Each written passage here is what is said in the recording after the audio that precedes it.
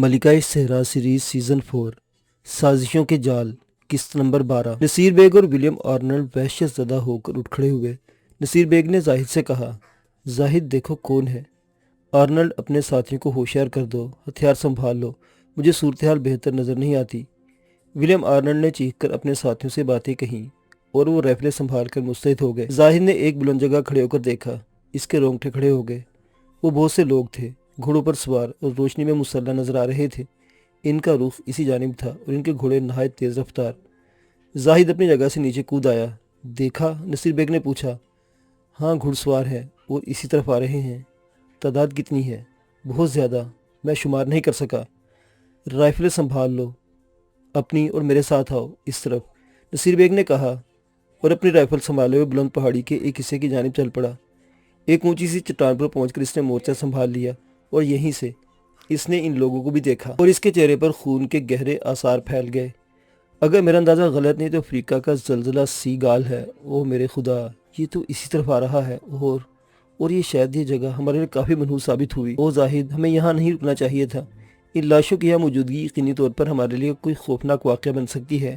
شاید ہماری موت بڑی حماقت ہو گئی۔ اب ہم یہاں سے فرار بھی نہیں ہو سکتے۔ سنو زاہد، میری ایک بات سنو اور غور سے سنو۔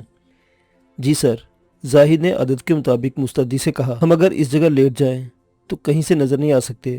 ولیم آرنلڈ اس کے ساتھی مقابلہ کریں گے اور ان پر گولیاں برسائیں گے۔ اگر وہ انہیں بھگانے میں کامیاب ہو جاتے ہیں تب ہم تھوڑی سی فائرنگ عقب سے کر دیں گے، اور اگر آنے والے ان پر حاوی ہو جاتے ہیں تو زاہد ہمیں صورتحال کا اندازہ لگا کر یہیں دم سادے لیٹا رہنا ہوگا۔ ہماری طرف سے گولی نہیں چلنی چاہیے تاکہ ان لوگوں پر ہماری نشاندہی نہ ہو سکے، ورنہ ہم ان کے ساتھ ہی مارے جائیں گے۔ زاہد نے عجیب سی نگاہوں سے نصیر بیگ کو دیکھا۔ وہ پھر ٹھنڈی سانس لے کر گردن ہلا دی تھی۔ آنے والے آنن فانن قریب پہنچ گئے، پھر ان کے گھوڑے منتشر ہوئے اور اس علاقے کو دور سے گھیرنا شروع کر دیا۔ زاہد اور نصیر بیگ ان کا جائزہ لے رہے تھے۔ وہ آہستہ آہستہ اپنا دائرہ تنگ کرتے جا رہے تھے اور ان کی رائفل ان کے ہاتھوں میں تھیں۔ گویا ایک لمحے میں وہ ان پہاڑیوں پر آگ کی بارش برسا سکتے تھے۔ زاہد کا دل کانپ رہا تھا اور نصیر بیگ بھی اپنے بدن میں بڑی سردی محسوس کر رہا تھا۔ پھر ان میں سے چند افراد اپنے گھوڑے دوڑا کر ان لاشوں کے قریب آئے اور گھوڑوں سے اتر پڑے۔ انہوں نے تعفن زدہ لاشوں کو غور سے دیکھا اور دیر تک دیکھتے رہے۔ اس کے بعد ان کی نگاہیں چاروں طرف بھٹکنے لگی۔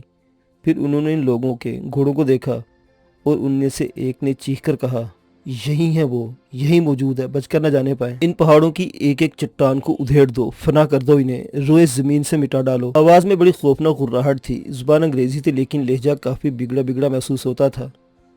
پھر چاروں طرف سے گولیاں برسنے لگیں، ہر چٹان، ہر جگہ کو نشانہ بنایا جا رہا تھا۔ پھر ولیم آرنلڈ نے اپنا کھیل شروع کر دیا۔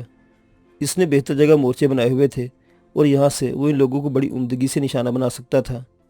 چنانچہ ان کی رائفلیں بھی آگ اگلنے لگی، لیکن جیسے ہی ان کی جانب سے فائرنگ شروع ہوئی، سیگال کے آدمیوں نے اپنے لیے بہتر جگہ تلاش کر لی۔ انہوں نے اپنے گھوڑوں کی پوچھ چھوڑ دی اور گھوڑوں کو ہاتھ مگا کر دور بھگا دیا۔ چنانچہ دونوں طرف سے زبردست فائرنگ شروع ہو گئی اور ایک دوسرے کو ہلاک کرنے کی کوششوں کا آغاز ہو گیا، لیکن چونکہ دونوں ہی بہتر پوزیشن میں تھے اس لیے کسی کو جانی نقصان نہیں ہو رہا تھا۔ پیلی پہاڑیاں جو سونا اگل رہی تھی اب موت کا مسکن بن گئی تھیں اور ان کی کرچیاں فضا میں بکھر رہی تھیں۔ پھر ایک عجیب واقعہ ہوا۔ ولیم آرنلڈ کے دو ساتھی جو ایک چٹان کے عقب میں چھپے ہوئے تھے اور گولیاں برسا رہے تھے، سیگال کے آدمیوں کی جانب سے چلنے والی گولیوں سے اڑنے والی کرچیوں کا شکار ہو گئے۔ یہ کرچیاں تیر کی طرح ان کی آنکھوں میں لگی اور ان کے حلق سے کری آوازیں نکل گئی اور وہ بے اختیار کھڑے ہو گئے۔ جیسے وہ کھڑے ہوئے ان کے سر چٹان سے بلند ہوئے۔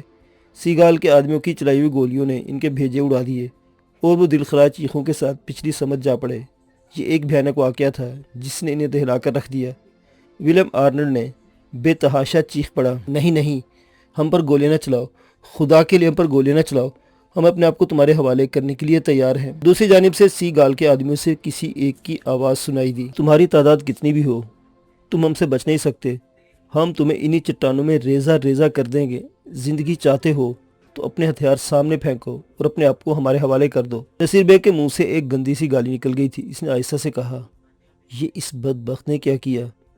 سر آپ کی بات پر اپنی بات کو حاوی نہیں کرنا چاہتا، لیکن میرے خیال میں ان لوگوں کی جتنی تعداد ہے ان کے تحت ہم ان لوگوں پر قابو نہیں پا سکتے۔ ایک ایک کر کے سبھی کی زندگی چلی جاتی تو اب کیا کیا جائے؟ نصیر بیگ نے سوال کیا، اور ابھی زاہد جواب بھی نہیں دے سکا تھا کہ ولیم آرنلڈ اور اس کے ساتھیوں نے بندوقیں پھینک دی اور ہاتھ اٹھائے ہوئے سامنے آ گئے۔ پھر انہیں احساس ہوا کہ نصیر بیگ وغیرہ وہاں موجود نہیں۔ انہوں نے نصیر بیگ کو اس بلند چٹان پر چڑھتے دیکھ لیا تھا۔ چنانچہ جب سیگال کے آدمی ان کے قریب پہنچے تو انہوں نے ان کے ہاتھ پشت پر کیے تو ولیم آرنلڈ نے کہا کہ 2 افراد اس چٹان پر بھی ہیں۔ نہ جانے یہ الفاظ ولیم آرنلڈ کے منہ سے کس طرح نکل گئے تھے، فوراً ہی ادھر بندوق کے تان لی گئی اور نصیر بیگ کو بحالت مجبوری اپنی جگہ چھوڑنی پڑی۔ اب جب کہ پتہ چل گیا تھا کہ وہ وہاں موجود ہیں تو نصیر بیگ کو اپنے آپ کو ان کے حوالے کرنا ہی تھا، ورنہ وہ موت کا شکار ہو جاتا۔ وہ اپنی رائفل پھینک کر چٹان سے نیچے اترا تو زاہد نے بھی اس عمل کو دہرایا تھا اور ہاتھ اٹھائے وہ لوگ بھی ان کے قریب پہنچ گئے۔ ان سب کو گرفتار کر لیا گیا تھا۔ پھر ان کے گھوڑوں کی تعداد گنی گئی۔ یہی گھوڑے یہاں موجود تھے۔ 2 آدمی ہلاک ہو گئے تھے اور باقی کو سنبھال لیا گیا تھا۔ ہلاک شدگان کی لاشیں سبھی کو آنسو بہانے پر مجبور کر رہی تھی، خاص طور سے ان کے وہ ساتھی جو ہمیشہ ان کے ساتھ ہوا کرتے تھے۔ ان کی موت سے بری طرح دل برداشتہ ہو گئے تھے۔ انہیں ان کے گھوڑوں پر بٹھایا گیا اور سیگال کے ساتھی نے جانوروں کی طرح ہانک کر آگے لے جانے لگے۔ گھوڑوں کی لگامیں ایک دوسرے سے باندھ دی گئی تھی تاکہ ان میں سے کوئی بھی ایک فرار ہونے کی کوشش نہ کرے۔ اس کے علاوہ ان کے چاروں طرف گھیرا بھی ڈالا گیا اور ایک گھوڑا سوار عقب سے ان گھوڑوں کو آہستہ آہستہ چابک مار کر آگے بڑھا رہا تھا۔ ولیم آرنلڈ کے چہرے پر شدید خوف کے آثار تھے اور وہ جب بھی نصیر بیگ کی جانب دیکھتا اس کی آنکھوں میں خون اتر آتا تھا۔ وہ پچھلے چند دنوں سے اس وحشت قدے میں شدید وحشت محسوس کر رہا تھا اور نہ جانے کیوں اس کا دل کہہ رہا تھا کہ اسے کچھ ملے گا ہی نہیں، بلکہ اگر ملی تو صرف موت ہی ملے گی۔ ہر چند کے نصیر بیگ نے اس کا حوصلہ بڑھایا تھا، لیکن نہ جانے کیوں ولیم آرنلڈ کا دل ڈوبا ہی ڈوبا سا رہتا تھا اور اب گرفتار ہو کر وہ ان وحشی لوگوں کے درمیان سفر کرتے ہوئے سوچ رہا تھا کہ زندگی کا اختتام بالآخر ہونا تھا اور اب بھلا یہ لوگ انہیں کیوں زندہ چھوڑیں گے؟ اصولی طور پر انہیں یہی ہلاک کر دینا چاہیے تھا، لیکن شاید ان گرفتار ہونے والوں میں وہ کوئی بھی کام لینا چاہتے ہوں۔ سفر جاری رہا اور آہستہ آہستہ چاند ڈوب گیا۔ رات ابھی باقی تھی لیکن اب چاروں طرف گھور اندھیرا پھیل گیا تھا۔ صرف مدھم مدھم سے تارے چٹکے ہوئے تھے اور ماحول کو بس اتنی سی روشنی بخش رہے تھے کہ یہ لوگ اپنے گھوڑوں کی ٹھوکریں کھانے سے بچا سکے۔ کافی طویل سفر تھا۔ اس کے بعد انہیں کسی دریا کا شور سنائی دیا۔ صبح کا ستارہ نکلا ہوا تھا اور مشرق سے مدھم مدھم روشنی پھوٹ رہی تھی۔ رات بھر سفر کیا گیا اور گھوڑے بھی اس طویل مشقت سے تھک گئے تھے، لیکن وہ کمبخت چاقو چوبند نظر آ رہے تھے۔ دریا کا شور قریب آتا چلا گیا۔ پھر انہوں نے ہلکی ہلکی سفید روشنی دیکھی، لیکن انہیں یہ اندازہ ہوا کہ یہ روشنیاں کچھ عجیب سی ہیں۔ یقینی طور پر کچھ ایسے پتھروں سے پھوٹ رہی تھی جو روشنیاں دیتے ہیں، شاید قیمتی ہیرے جنہیں روشنی کے لیے جگہ جگہ نصب کر لیا گیا ہے۔ وہ عمارتیں بھی بہت عجیب تھیں جو دریا کے کنارے بنی ہوئی تھی۔ دور سے دیکھنے پر وہ بڑے بڑے جھاڑیوں کے جھنڈ نظر آتے تھے، لیکن قریب پہنچنے پر یہ اندازہ ہوتا تھا کہ ان رہائش گاہوں کو ایک خاص انداز میں بنایا گیا ہے۔ دریا کی کچی مٹی سے دیواریں اٹھائی گئی تھی اور اس پر گھاس پھوس سجا دیا گیا تھا۔ جھونپڑی یا رہائش گاہوں کا تو رنگ ہی نہیں تھا۔ بلندی سے دیکھنے پر وہ صرف گھاس کے بڑے بڑے ڈھیر نظر آتے تھے، لیکن ان کے درمیان زندگی روا دوا تھی۔ عورتیں اور بچے یہاں گھوم پھر رہے تھے، گویا پوری بستی آباد کر لی گئی ہے اور اسی بستی کی جانب ان لوگوں کو لایا گیا تھا۔ دریا تند و تیز تھا اور کافی روانی سے بہہ رہا تھا اور وہی دریا اس علاقے کو سیراب کر کے سرسبز و شاداب بھی بنا رہا تھا۔ دریا کے کنارے نرسلوں کے درخت لگے ہوئے تھے اور یہ سلسلہ تا حد نگاہ چلا گیا تھا۔ غرض یہ کہ یہ ایک انتہائی پراسرار لیکن خوبصورت جگہ تھی جسے دیکھ کر شدید حیرت کا احساس ہوتا تھا۔ ان لوگوں کو ایک عظیم الشان احاطے میں لایا گیا جو بانسوں کو جوڑ کر بنایا گیا تھا۔ احاطے کا بڑا سا دروازہ تھا اور اس دروازے کے پاس لا کر انہیں سہارا دے کر گھوڑوں سے اتارا گیا اور اس کے بعد احاطے کے چاروں طرف فروکش ہو گئے۔ یہ ان کے پہرے دار تھے۔ باقی لوگ وہاں سے چلے گئے تھے۔ مرزا نصیر بیگ، ولیم آرنلڈ اور اس کے 4 ساتھیوں کی حالت انتہائی خراب ہو رہی تھی۔ پہلے دن کی مشقت اور اس کے بعد رات بھر گھوڑوں پر سفر اور پھر دلوں میں خوف اور رنج و غم کے بادل، صورتیں بگڑ کر رہ گئی تھیں اور وہ شدید پریشانی کا شکار نظر آ رہے تھے۔ احاطے میں ان کے ہاتھ باندھے رہنے دیے گئے تھے اور وہ آہستہ آہستہ چلتے ہوئے بانسوں کی اس دیوار کے ساتھ جا بیٹھے۔ مرزا نصیر بیگ نے ولیم آرنلڈ اور اس کے ساتھیوں کی صورت دیکھی اور زاہد کی طرف رخ کر کے بولا جو اس کے قریبی بیٹھا ہوا تھا، زاہد صورتحال غیر متوقع طور پر خراب ہو گئی ہے، میں اس سلسلے میں تمہارے خیالات جاننا چاہتا ہوں۔ زاہد کے ہونٹوں پر ایک مزمحل سی مسکراہٹ پھیل گئی۔ اس نے آہستہ سے کہا، اب بار بار مجھ سے میرے خیالات پوچھنے لگتے ہیں نصیر بیگ صاحب۔ میں آپ کو روز اول سے بتا چکا ہوں کہ زندگی اتنی ناکارہ ہو کر رہ گئی تھی کہ بارہا میں نے اپنے دل میں سوچا کہ اس ناکام بوجھ کو کہاں تک گھسیٹتا رہوں، کیوں نہ اس سے چھٹکارا حاصل کر لوں۔ آپ یقین کیجئے نصیر بیگ صاحب، شاید کسی مرحلے پر میں اپنی اس ناکام زندگی کے بوجھ سے نجات حاصل کرنے کے لیے ایک گناہ عظیم کر بیٹھتا۔ پھر جب مجھے آپ کا سہارا ملا تو میں نے باقی باتوں کی طرف سے آنکھیں بند کر لی۔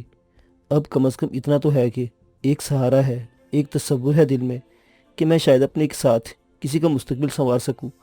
زندگی اگر یہاں کسی مرحلے پر چلی جائے تو اس گناہ کا احساس تو نہ رہے جسے خودکشی کہتے ہیں۔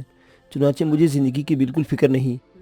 میں آپ کے ہر اچھے اور برے وقت میں خوش دلی کے ساتھ شامل ہوں، اور آپ کبھی خواب میں بھی یہ تصور نہ کریں کہ آپ سے الگ ہو کر سوچوں گا۔ آپ سے پہلے میں موت کو گلے لگانے کے لیے تیار ہوں، چنانچہ میری جانب سے ذرا برابر فکر نہ کریں۔ نصیر بیگ کے پتھریلے دل پر کچھ نشان پڑ گئے تھے۔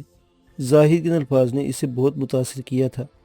پھر چند لمحات خاموش رہنے کے بعد اس نے کہا، لیکن زاہد، ولیم آرنلڈ بہت پہلے سے اپنی بیزاری کا اظہار کر رہا ہے، اور اس وقت اس کے چہرے کے تاثرات سے اندازہ ہوتا ہے کہ وہ خاصی بددلی کی کیفیت میں ہے۔ آپ درست کہتے ہیں جناب، واقعی اس میں کوئی شک نہیں ہے۔ ہمیں یہ نہیں معلوم کہ ہمارے ساتھ کیا سلوک ہونے والا ہے، لیکن مجھے خدشہ ہے کہ اگر ہم اس مشکل سے نکل گئے تو شاید ولیم آرنلڈ ہمارا ساتھ نہ دے سکے۔ یہ اس کی حماقت ہوگی جناب۔ آخر وہ کیا کرے گا اب جب کہ ہم اپنی منزل کے اس قدر قریب پہنچ گئے ہیں؟ اور اگر میں یہاں سے نجات مل جاتی ہے تو واپسی کا سفر بھی تو اس سے زیادہ مشکل ہوگا، خصوصاً اس خیال کے ساتھ کہ یہ آنا بے مقصد رہا۔ پھر بھی اگر وہ ایسی حماقت کرتا ہے تو ہم اسے روک تو نہیں سکتے۔ نصیر بیگ ٹھنڈی سانس لے کر خاموش ہو گیا۔ پھر سب اپنے طور پر اس عجیب و غریب جگہ کے بارے میں سوچنے لگے اور یہ اندازہ لگانے کی کوشش کرنے لگے کہ یہاں سے آگے ان کے ساتھ کیا سلوک ہو سکتا ہے، لیکن انہیں یہ اندازہ لگانے کی نوبت نہیں آئی۔ آنے والا ایک طویل القامت اور وحشت ناک شکل کا مالک تھا۔ اس نے اپنے شانوں سے ٹخنوں تک سیاہ رنگ کا ایک لبادہ پہنا ہوا تھا۔ بھدی داڑھی اور بکھرے ہوئے بال اس کے چہرے کی وحشت میں اضافہ کر رہے تھے۔ تنو مند اور عجیب سی شکل کا آدمی تھا۔ اس کے پیچھے 4 افراد ادب سے چل رہے تھے۔ 5واں ایک بیمار سا آدمی تھا جسے ایک شخص سہارا دے کر لا رہا تھا۔ نصیر بیگ تیار ہو گیا۔ تنومند آدمی نے خونی نگاہوں سے دیکھا، ان کے قریب آ گیا، پھر سرد لہجے میں بولا، پارٹی لیڈر کون ہے؟ نصیر بیگ اپنی جگہ سے کھڑا ہو گیا، پھر بولا، میں ہوں جناب۔ تنومند آدمی کے پیچھے کی طرف گھوما اور اس بیمار سے آدمی کو سامنے آنے کے لیے کہا۔ وہ شخص قریب پہنچ گیا اور تنومند آدمی نے اس سے پوچھا، یہ لوگ تھے؟ بیمار سے آدمی نے ولیم آرنلڈ، نصیر بیگ، زاہد اور باقیوں کی صورتیں دیکھیں اور پھر گردن ہلا کر بولا، نہیں جناب، ان میں سے کوئی نہیں تھا۔ کیا؟ تنومند آدمی حلق پھاڑ کر چیخا، جی ہاں جناب، ان میں سے کوئی نہیں تھا۔ یہ وہ گروپ معلوم نہیں ہوتا تو پھر ان لوگوں سے جنگ کیوں کی گئی تھی؟ یہ میں کیا کہہ سکتا ہوں جناب، ڈیف کو بلاؤ۔ تنومند آدمی غرایا اور اس کے ساتھ آنے والے 4 آدمیوں میں سے ایک برق رفتاری سے دوڑ گیا۔ پھر انہوں نے اس شخص کو دیکھا جس نے پیلی پہاڑیوں سے انہیں گرفتار کیا تھا۔ وہ ہانپتا کانپتا چلا رہا تھا۔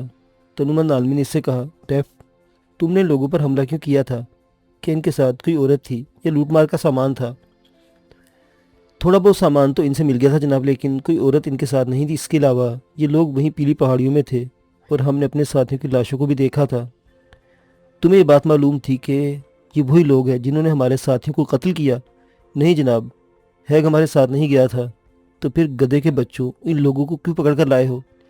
مسٹر سیگال، یہی لوگ وہاں موجود تھے۔ تنومند آدمی کچھ لمحات خونی نگاہوں سے اپنے ساتھیوں کو گھورتا رہا، پھر نصیر بیگ کی جانب رخ کر کے بولا، پیلی پہاڑیوں میں تم کیا کر رہے تھے؟ بگ لارڈ، ہم سیاح ہیں، صحرائے اعظم میں ہاتھی دانت کی تلاش میں نکلے تھے۔ ہاتھی دانت تو نہیں مل سکے۔ آپ کے ساتھیوں نے ہمارے 2 آدمیوں کو ہلاک کر دیا۔ ہم تو بحالت مجبوری گولیوں کا جواب گولیوں سے دیا تھا۔ اس وقت جب بچاؤ کی کوئی صورت نہیں رہی تھی، ہم نہیں جانتے تھے کہ آپ کون ہیں، اور ہم یہ بھی نہیں جانتے تھے کہ ہم پر گولیاں کیوں چلائی جا رہی ہیں۔ پیلی پہاڑیوں میں تم نے کچھ لاشیں دیکھی تھی؟ ہاں بگ لارڈ، وہاں چند لاشیں پڑی ہوئی تھیں اور ان سے تعفن اٹھ رہا تھا۔ ہم حیران تھے کہ انہیں کس نے قتل کیا۔ اوہ، تب پھر یوں سمجھو کہ تم لوگ غلط فہمی کا شکار ہوئے ہو۔ مجھے افسوس ہے کہ تمہارے ساتھی ہمارے ہاتھوں مارے گئے۔ ہمارے گروپ کو صحرائے اعظم میں سفر کرنے والے کچھ بہادروں نے گھیر کر مار دیا۔ 3 افراد ہلاک کر دیے ہمارے، اور 2 فرار ہونے میں کامیاب ہو گئے۔ ہمیں اسی گروپ کی تلاش تھی، لیکن تم درمیان میں آ گئے۔ بگ لارڈ، آپ خود تسلیم کر چکے ہیں کہ جو کچھ ہوا غلط فہمی کے عالم میں ہوا ہے۔ ہم بے قصور تھے، لیکن جو ہونا تھا ہو گیا ہے۔ ہمیں تو یہ خوشی ہے کہ ہمارے ہاتھوں آپ کے کسی آدمی کو کوئی نقصان نہیں پہنچا۔ جہاں تک ہمارے گولیں چلانے کا تعلق ہے تو آپ یہ سمجھ لیجئے کہ وہ صرف اپنے بچاؤ کے لیے تھی۔ سمجھتا ہوں، میں سمجھتا ہوں، شیطان سورج سیگال نے کہا، پھر بولا، خیر جو ہونا تھا وہ ہو چکا۔ سنو، ان لوگوں کے ساتھ نرمی اور محبت کا برتاؤ کیا جائے اور ان کی خاطر مدارت کی جائے۔ ان کے بارے میں دوسرا فیصلہ میں بعد میں کروں گا۔ وہ واپسی کے لیے مڑ گیا۔ نصیر بیگ نے کچھ کہنے کے لیے ہونٹ کھولے، لیکن سیگال تیز رفتاری سے وہاں سے چلا گیا تھا اور نصیر بیگ خاموش ہو گیا تھا۔ لیکن کم از کم سیگال کے الفاظ سے اسے اطمینان ہوا تھا اور اس نے ٹھنڈی سانس لے کر زاہد کو دیکھا۔ پھر کچھ افراد آئے، انہیں وہاں سے لے کر چل پڑے۔ اس انوکھی بستی کے عقبی گوشے میں دریا کے کنارے ایک بہت سے جھونپڑے تھے جس پر چھت بھی تھی۔ ان لوگوں کو پہنچا دیا گیا۔ خاص قسم کے پتوں کو زمین پر بچھا کر ان پر جانوروں کی کھالیں ڈال دی گئی تھی۔ یہ گویا ان کے آرام کے لیے بستر تھے۔ لکڑی کی تپائیاں جو ناہموار تھیں اور غیر فنکار لوگوں کے ہاتھوں سے بنی ہوئی تھیں وہاں جا بجا پڑی تھی۔ ایسی ہی میزیں اور بینچ بھی بنائی گئی تھیں۔ سارے کا سارا فرنیچر خود ساختہ تھا اور بس اسے فرنیچر کہا جا سکتا تھا۔ لکڑی کے موٹے تنے کو کاٹ کر اس کے نیچے پائے ٹھوک دیے گئے تھے اور یہ غالباً بیٹھنے کے لیے کیا گیا تھا۔ مرزا نصیر بیگ نے یہاں آنے کے بعد پہلی بار ولیم آرنلڈ کو مخاطب کرتے ہوئے کہا، یوں لگتا ہے ڈیر آرنلڈ کے انہیں ہدایت اللہ پارٹی نے ہلاک کیا ہے۔ میرا مطلب ہے ان لاشوں سے جو پیلی پہاڑیوں میں پڑی ہوئی تھیں سب کچھ جہنم میں جائے۔ میں تم سے صرف یہ معلوم کرنا چاہتا ہوں نصیر بیگ کہ اگر اس سفر میں اتنی مشکلات تھی تو تم نے مجھے ان سے آگاہ کیوں نہ کیا؟ نصیر بیگ نے اپنا رویہ اور لہجہ نرمی رکھا بولا، تمہارا کیا خیال ہے ولیم آرنلڈ؟ کیا میں تمہیں ان مصیبتوں میں ڈالنے کے لیے یہاں لایا تھا؟ مہم جوئی اس کا نام ہے۔ واقعات ہماری مرضی کے تابع نہیں ہوتے بلکہ وقت فیصلے کرتا ہے اور ہمیں ان فیصلوں کو تسلیم کرنا پڑتا ہے۔ جہنم میں گئے وقت کے فیصلے۔ تم نے ہم سے ہماری پرسکون زندگی چھین لی۔ تم نے مجھ سے۔ ولیم آرنلڈ کی آواز رند گئی۔ اسے اپنی محبوبہ یاد آ گئی تھی۔ تم لوگ بے حد خود غرض ہو۔ تم اپنی زندگی اور سکون کھونے کا افسوس ہے۔ ہمارے ان دو ساتھیوں کی موت پر کوئی سروکار نہیں جنہیں کچھ نہیں مل سکا۔ آخر انہی کی زندگی کیوں ختم ہوئی؟ فلیگ کے ساتھیوں میں سے ایک نے کہا اور سب چونک کر اسے دیکھنے لگے۔ دوستو، ساری ذمہ داری مجھ پر ڈالنے کی کوشش مت کرو۔ تمام صورتیں تمہارے سامنے پیش کر دی گئی تھی۔ کون جانتا تھا کہ کون مر جائے گا اور کون زندہ رہے گا؟ تم نے اپنی حفاظت کا بندوبست کر لیا تھا نصیر بیگ۔ اس وقت جب یہ لوگ حملہ آور ہوئے تھے تم اس اونچی چٹان پر جا چھپے تھے اور تم نے ایک گولی بھی نہیں چلائی تھی۔ آرنلڈ، اسے اس بے سروپا الزام سے روکو، نصیر بیگ نے جھلا کر کہا۔ اب میں کسی کو نہیں روک سکتا۔ شاید اس کے بعد میں تمہارا ساتھ بھی نہ دے سکوں۔ میں تمہیں اس سے بھی نہیں روکوں گا، لیکن کیا ہم اس وقت ان باتوں کی پوزیشن میں ہیں؟ ان الفاظ پر سب خاموش ہو گئے تھے۔